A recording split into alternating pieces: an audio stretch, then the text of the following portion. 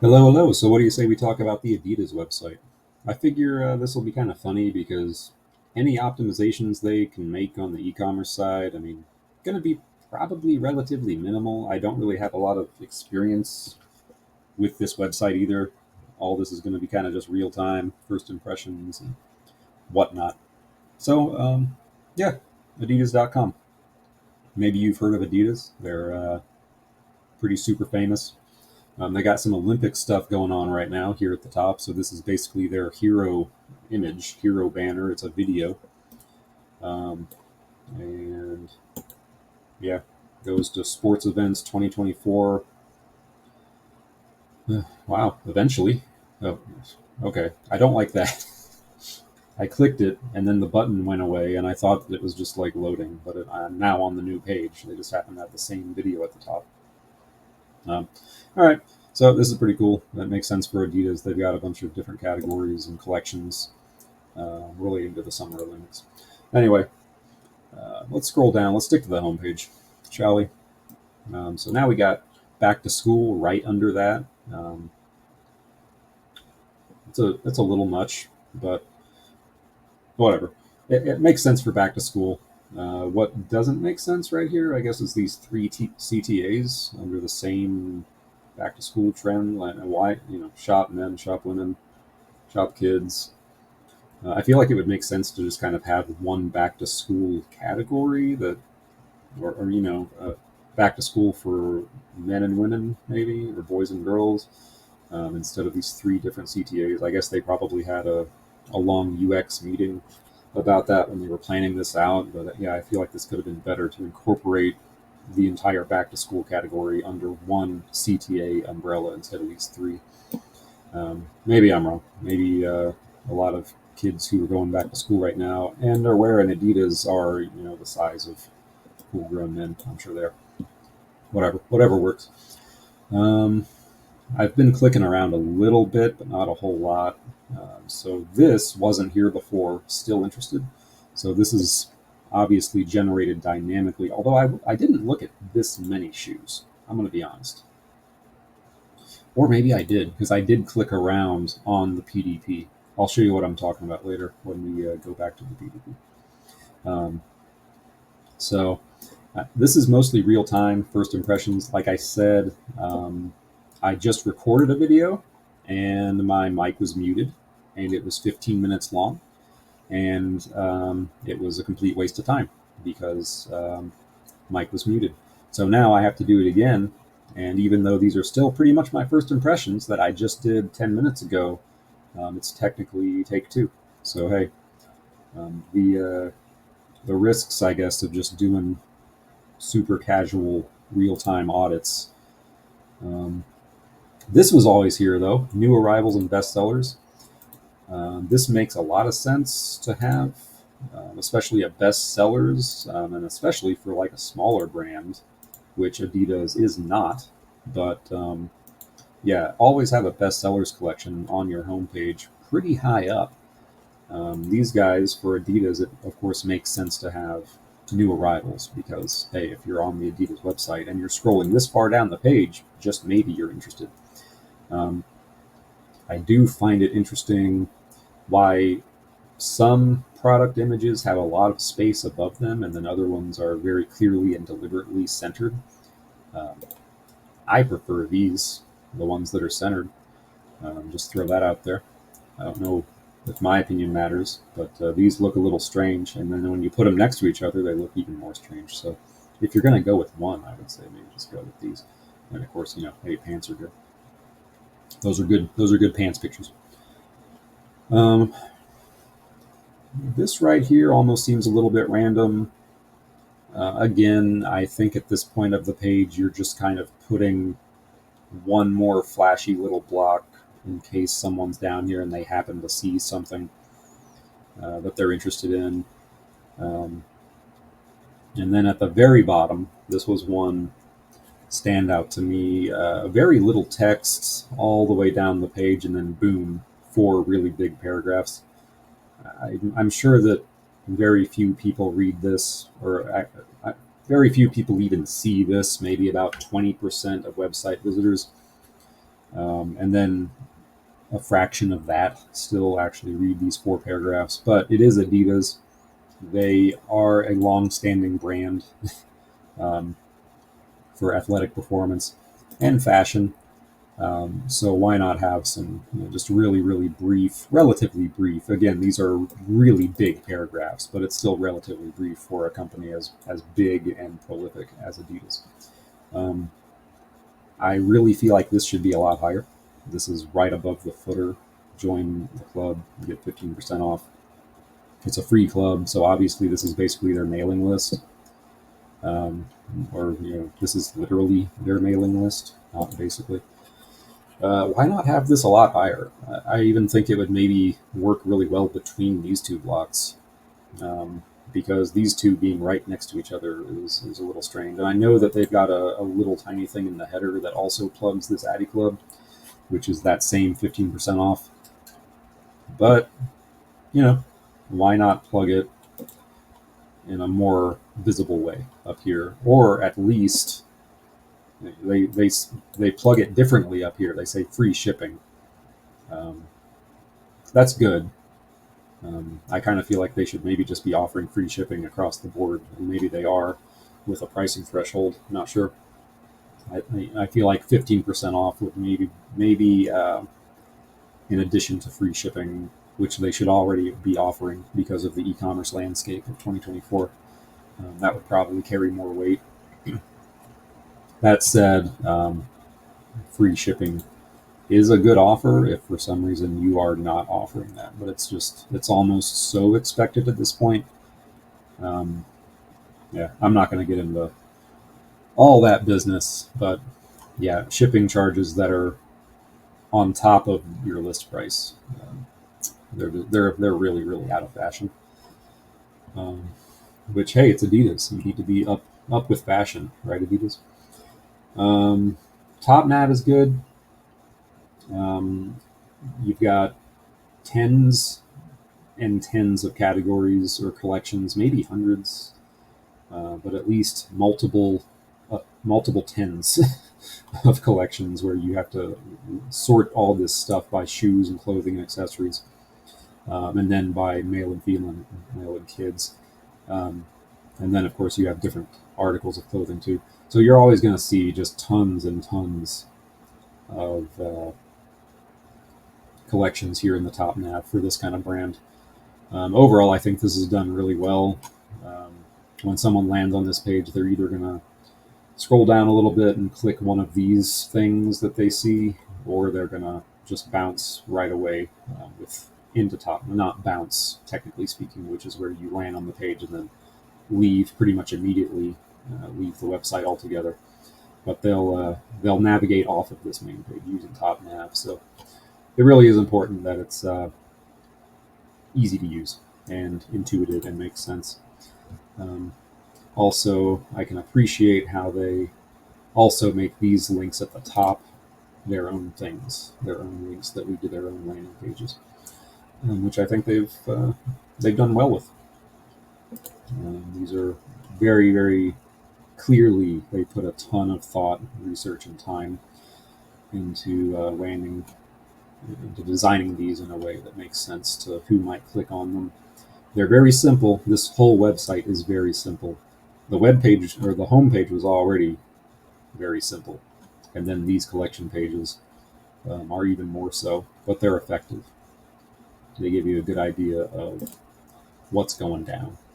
The one thing I don't like up here is this 3-stripe life menu item. I don't know what it is. I don't know why it's there.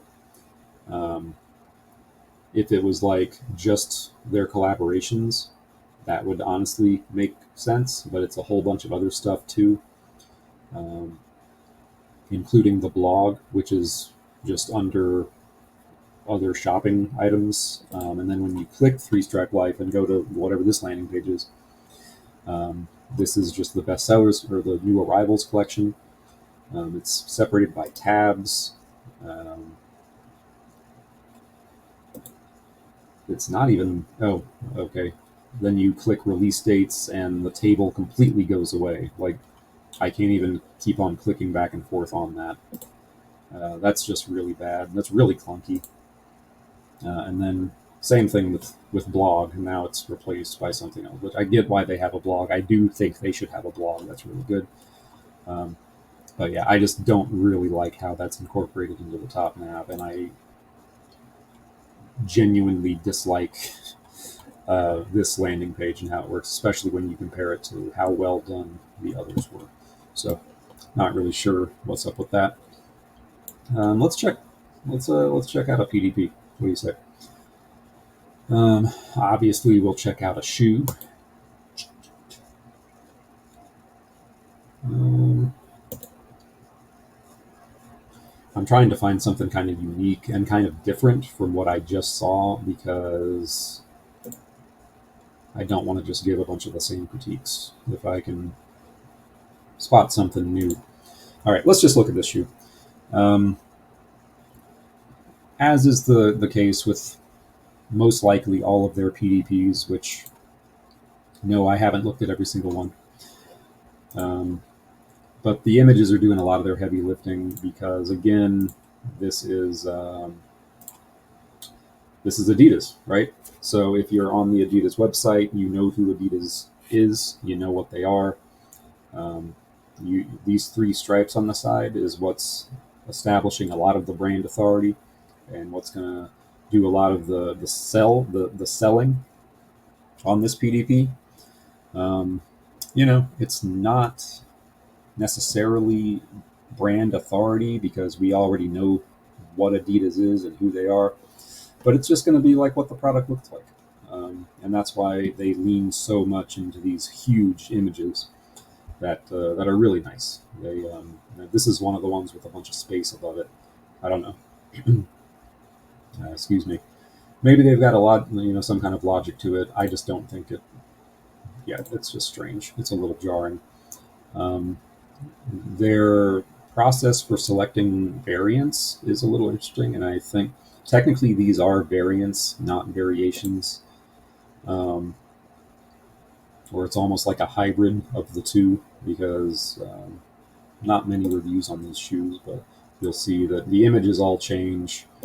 Um, Inventory settings obviously all change, but then the reviews are static. So, um, and everything below the images and sizing information is all, I believe, static, um, no matter which one of these colors you have selected. It's a good system. It's HTML, which I find really interesting.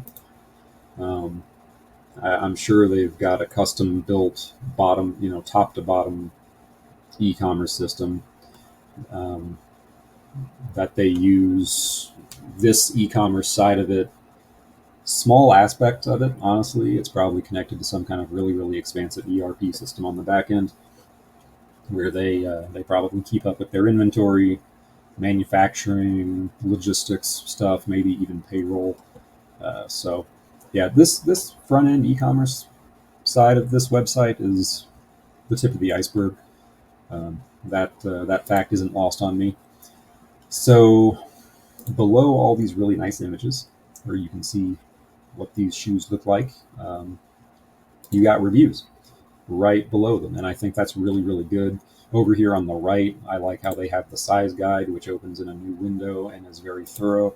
Basically, their objective with these PDPs is to minimize the chance that somebody's going to return it after buying, or maximize the chance that they're going to buy the shoe.